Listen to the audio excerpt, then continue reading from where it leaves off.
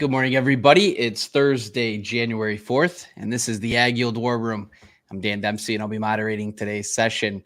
As always, if you've got any questions, comments, or thoughts to add to the show, please feel free to drop those in the comment section, and we'll get address those during the show. You can also reach us any day at info@agyield.com. Real quickly, overnight markets had March corn down a half at 464 3/4. March soybeans were down 4 3/4 at 1272 1/4, and March Chicago wheat was down 3 1/2 at 596 3/4. Looking at things out this morning, guys, just continued precipitation rolling through better part of Brazil, in the key areas that we've been watching. And I think the soybean market, Dustin, is telling us that, they're continuing to back out premiums. And, obviously, like we've been talking about and building on that theme, is CONAB's going to come out with numbers next week, as well as the USDA. And we'll see what their overall writing opinion is on production. Yeah, definitely always want to play devil's advocate a little bit. Make sure we're not in an echo chamber on it. There definitely are areas that wouldn't have benefited from the late rain, right? It's just big country, a big portion of it was extremely dry coming into that. So you have like Stone, for example, they're writing down, a plus 10 million metric ton crop loss from that. Some of these rains are going to be too late to help it. But obviously the market took that coming into this week, took those rains at face value, and gapped lower, following the New Year holiday. So that gap, I think let's say the March contract, that gap comes in right around 1296 3/4 where it would fill. We're trading 1272 1/4 coming into this morning session prior to the open. We're at the lowest price we've been. Basically, the last 3 days at least, the lowest price we've been post knowing, the ultra low acres that we had planted in the U.S. And so I would say the market is definitely taking a lot of that weather premium out of South America. But like we talked about in the letter the last couple of nights and on the show as well, seasonally, this is not a great time to see this thing continue to sell off. Doesn't mean that it doesn't mean that it has to rally. But, in the last 13 years, it's often been a time that we see some support for whatever reason.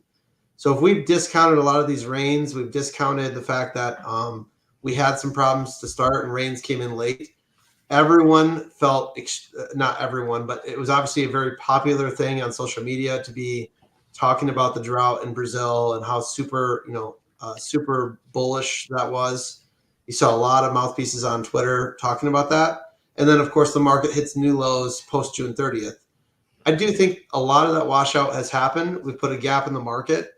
So I don't want to be overly focused on those rains right now as being a crop saving thing that's just going to keep leading us lower, because it's not necessarily self-evident in my mind. And Dustin, that's northern Brazil. That's super dry, right? Mato Grosso has been pretty dry. Rain though. All right. We've been talking a lot about, geopolitical risk and stuff too. And here this morning, just another bombing near Baghdad, in retaliation for some of the things that have been happening with our servicemen over there. So, the continued escalations, crude up 3.5% yesterday. You had some disruptions in Libya that I think pared back like 300,000 barrels of production or so. All of these things, couple that with the Fed coming out yesterday, Dustin, with some more guidance in terms of their rate cutting program here this year. Just, so much to digest that, getting caught up in some of this daily action is probably a little bit of a trap, wouldn't you say? Yeah, I definitely would be, thinking on a much longer horizon. Oil share is something that I've been thinking a lot about lately too, because of the, recent, volatility in the Red Sea, and, if Iran gets involved and we get into a larger geopolitical conflict, obviously. I think we're there. Yeah, I mean, the thing is, oil even though it's responding with the 3.5% move, it's still only $73 a barrel right now. Right.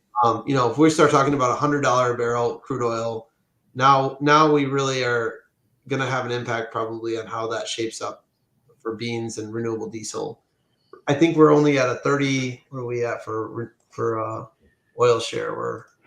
Can you just for our listeners too, Dustin, when you refer to oil share, can you just give a little bit breakdown what you're? Yeah. It's a calculation of soybean oil's share of crush value versus meal. Okay. Right. So we're 39% right now for the March contracts. 39% of the value is oil. And last year we touched 50% for the first time in many years. We had it a few times in the 80s and the 70s. I think the long-term running average for oil share is somewhere in the 35 to 38%. We had been running really, really low oil share in recent years with how strong meal has been. And then all of a sudden, renewable diesel comes online, between California credits, the federal credit, it penciled to see that demand spike quite a bit. And we were able to get to 50% oil share again here recently. The highest has been in recent times in the last 12 months was about 45% for this March contract. So it dipped all the way down into the historical averages, mid 30s. And we're starting to rise a little bit again on this crude oil news. So, and then we've got Malaysian palm oil production expected to be down a little bit as well. Their exports are down. It's just something to maybe, if you're focusing on beans and you watch a little bit of crush, another thing just to maybe kind of pay attention to for the renewable story is that's where a lot of our expanded demand is expected to come from for the next, even in the next 12 months, it's going to come from the renewable sector. And you see a spike in crude oil and a spike in oil share. I think that translates to, well, maybe that'll eventually work its way into underlying bean support if that happens. And conversely, right? If something happens where the economy takes a dive and crude oil falls to the 50s, that's another negative thing for the oil share. So just I would keep that in on your screen if you've got a trading platform that allows you to show that on your screen. Yeah, that's good stuff. We were talking yesterday afternoon. The U.S. Debt number, if you will, reached $34 trillion yesterday, which was a kind of a new mark. Whether it's it's kind of a negative thing in my opinion, but we hit that yesterday. Got the Fed talking about some cuts coming up. Dustin, just in outside markets and in the financial markets and stuff like that. I mean, we obviously focus our day, in our space, right, and in our grain markets. But there's a lot of uneasiness out there, on that other side. And Ben's talked about it a couple times in the last couple weeks, just about the relationship of grains and equities. I mean, Yeah. Sorry, you cut out there, Dan. I don't know if it was my screen, but yeah, there's a lot of uncertainty around it. Let's just, we're so used to having very stable currencies in this country, right? We are the world's reserve currency, counting on a steady 2 to 3% inflation rate over a long period of time. It's pretty easy to go back and look at a chart of, soybeans and just think of that as face value, not thinking about the underlying dollar denomination of beans. We're just thinking about beans. We don't think about the fact that it's priced in dollars. But if you're looking at beans in real, well, there's a big, big difference there when you're looking at that chart, where all of a sudden you're doubling in value and going to a new normal, right? Tripling, quadrupling in value.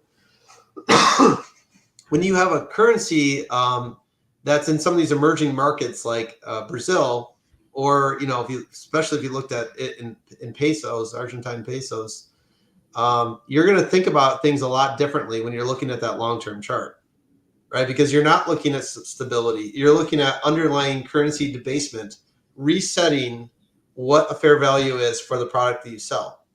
We're lucky, really, that we haven't had to think about the uncertainty of our currency. Well, now all of a sudden we're talking about 1970s and 1980s type inflation potentially here. We just came out of near double-digit inflation, and now we're talking about cuts again. So if we have another, kind of a failed Fed policy, is largely considered what happened in the 70s with Arthur Burns, is they cut too soon, and then inflation roared back, and Volcker had to, again, go way past what anyone thought on raising rates for his term.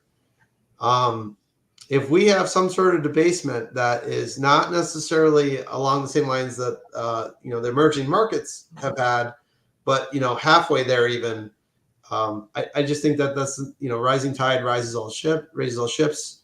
When you have a currency debasement, especially coming out of COVID and all the money that we printed at that time and how big money supply is, we have had these conversations on the show before. What is the fair price of hard assets? At some point we think that the bar may have been raised from what we would have been experiencing prior to COVID.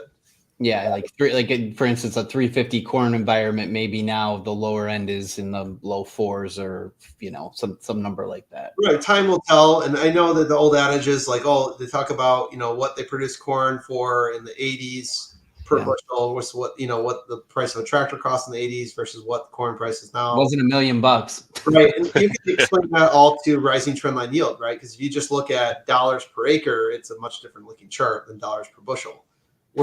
We've gotten really, really good at producing larger corn crops. This is different, right? This is all happening in a very short period of time. So yeah, a $3 price per bushel for corn in today's currency environment would be a much larger disaster than the last time we were there. So yeah. I just think it's going to be more difficult. And we're seeing that from end user margins. They're still pretty good. So do you think that, just pivoting just slightly here, there's been a lot of chatter about these front month contracts continuing to migrate to where the previous contract went off. I mean, do you subscribe to that, Dustin, here? Specifically, I say in the corn market. I mean, you had, look at March corn, for instance. I mean, is that a 450-ish type of commodity right now with what we know? Yeah, I mean, the market makes it really hard to make that money, because let's say, I just had a conversation with somebody else about this. Let's say you kind of have to sell because the calendar, the clock is ticking on how much you can deliver per month. So you've got to start delivering JFM. And if you're not happy with the price, what's your, what are your available options for you to continue to retain ownership? You could deliver on basis only. But, we're starting to see that March-July spread or March-May spreads widen. Okay, so when you deliver on basis only, if you don't get the price you want by end of Feb, you've got to roll that up to the May contract and take a hit on whatever that roll cost is. Right? And the wider the spread is, the bigger the hit is on that price. So the old adage is, when you look at a lead month contract and the chart looks flat, you think, okay, well, if I just had bought a futures contract and held it for an 8-month period through a large carry market, I'd have still the same amount of money as I started that day. Well, no, that's not the case. If you actually looked at the function of rolling from one lead month contract to the next lead month contract, is when you're holding ownership, you're always selling that cheaper contract and buying the more expensive one. That's essentially what a basis only contract is doing. It's holding a long futures in the grower's name until they're ready to sell that long futures. They just don't see it because it's at the delivery point. So you're paying that cost of carry either way.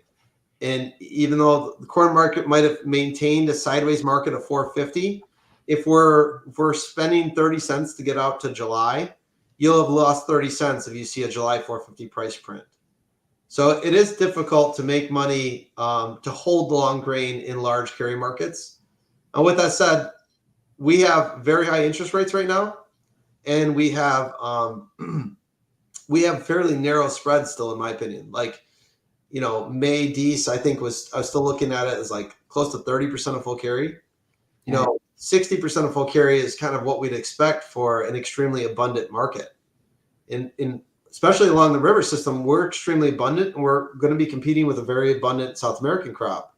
So for as wide as spreads feel, the carry all the way out to Dees 24 is actually not as wide as we think it could be.